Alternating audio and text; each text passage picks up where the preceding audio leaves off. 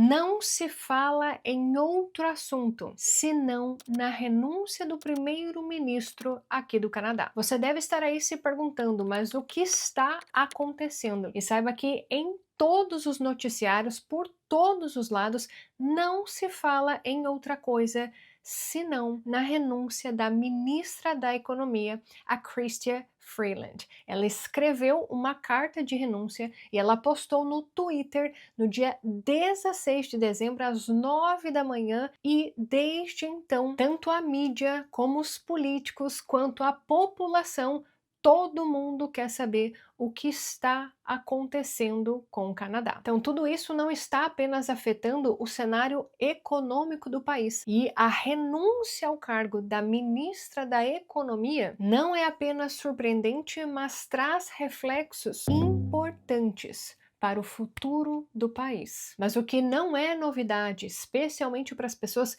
que moram aqui no Canadá, é que realmente o Canadá mudou. E mudou muito. Inclusive, nós já falamos sobre isso no anúncio que o primeiro-ministro fez algumas semanas atrás. Ele mesmo acabou apresentando alguns pontos bem delicados do país. O foco dele naquele vídeo era sobre a imigração, mas ali ele até reforçou alguns pontos que realmente estão gerando muita insatisfação para os canadenses aqui no país. Então, antes de nós mergulharmos nessa carta da renúncia que eu quero mostrar para vocês, vale lembrar quem é Chrystia Freeland. Ela é uma figura chave na política canadense e ocupa cargos importantes como ministra da Economia e vice-primeira-ministra do governo Justin Trudeau. Ela é conhecida pela sua firmeza e experiência internacional. Ela foi essencial em negociações econômicas com os Estados Unidos, principalmente no acordo CUSMA, que é entre os Estados Unidos, o Canadá e o México. Então, como eu falei anteriormente, ela acabou publicando uma carta de renúncia no Twitter e eu quero conversar com vocês um pouco mais em relação a essa carta. Vou colocar aqui na tela alguns pontos relevantes em relação a isso. Primeiro, a Freeland, né, que é a ministra, ela menciona que ela foi comunicada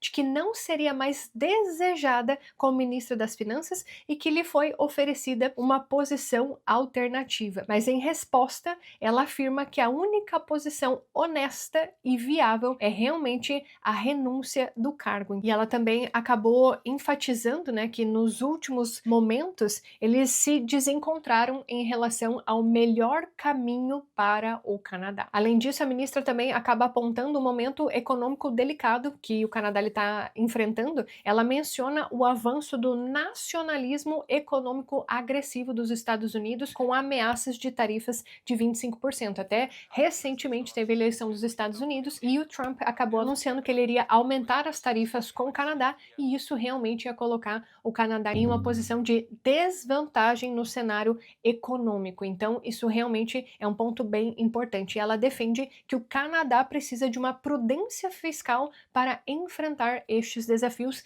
neste cenário atual. Ela também acaba colocando que essa renúncia ela está acontecendo em um momento bem delicado para a economia canadense, com as ameaças de tarifas impostas pelos Estados Unidos. Então, o Canadá ele se encontra numa encruzilhada, segundo ela. O dólar canadense ele já sente as tensões internacionais e os setores que dependem da exportação, como a agricultura e os automóveis, eles estão em alerta máximo. Então, ela até acaba mencionando que precisaria de um Team Canada Response, ou seja, a união entre o governo federal e o governo provincial para realmente proteger o país economicamente. E ela encerra a carta dizendo: eu sempre serei grata pela chance de ter servido no governo e ela sempre será orgulhosa do trabalho do governo para o Canadá e para os canadenses. Porém, politicamente falando, isso acaba causando algumas fissuras no cenário político,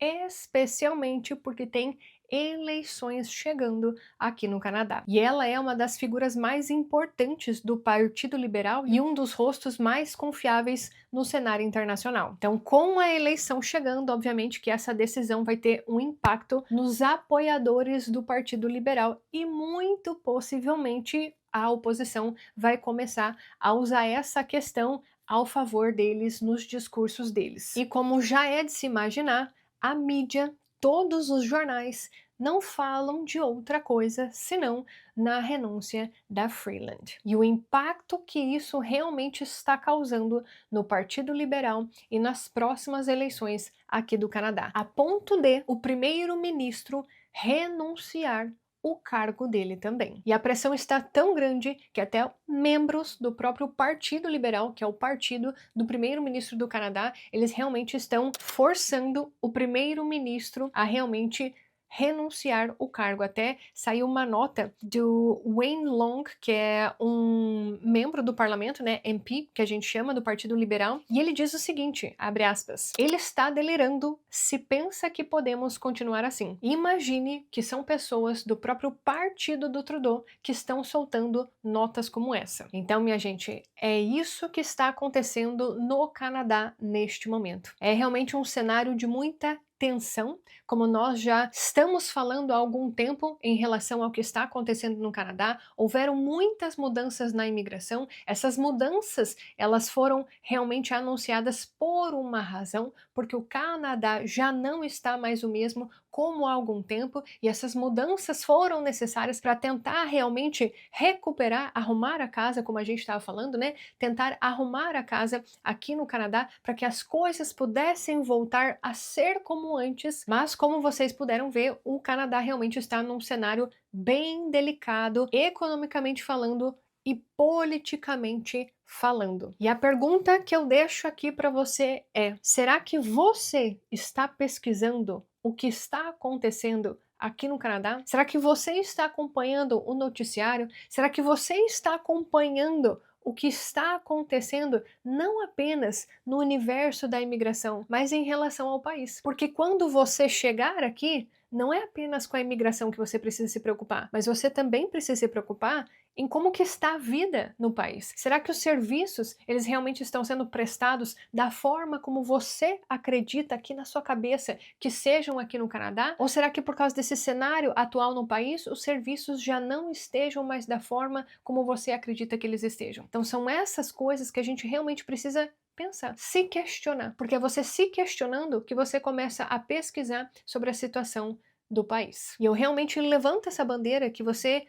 busque por mais informações, se informe sobre o que está acontecendo. Muitas pessoas realmente elas lamentam por essas mudanças, só que, como nós falamos anteriormente, essas mudanças realmente estão sendo necessárias. Foi a população que realmente clamou por mudanças para que as coisas pudessem voltar a ser como antes. Então, nós estamos sim em um cenário delicado aqui no país. E até muitas pessoas levantam um questionamento, né? Poxa, mas se as pessoas que moram no Canadá estão reclamando, por que elas não saem do país? Como eu recebi recentemente em uma caixinha de pergunta. Essa é uma ideia muito rasa em relação ao que está acontecendo no país. Porque as pessoas que moram aqui, elas querem que o país melhore, que volte a ser como era antes. E esse antes não é há muito tempo atrás, não. É há pouco tempo atrás. Eles querem que o Canadá volte a ser o que era há pouco tempo atrás. Então é por isso que eles estão reclamando, porque o Canadá já não é mais o mesmo. E eles têm todo o direito de reclamar. São pagadores de impostos, são residentes permanentes, são cidadãos canadenses que estão realmente querendo que o país volte à normalidade. Isso não significa que eles queiram sair daqui, e sim que apenas eles querem que o país melhore. E é por isso que eles reclamam. Então, talvez depois de você saber o que está acontecendo no país, economicamente, politicamente, talvez você compreenda por que as pessoas estão falando o que elas estão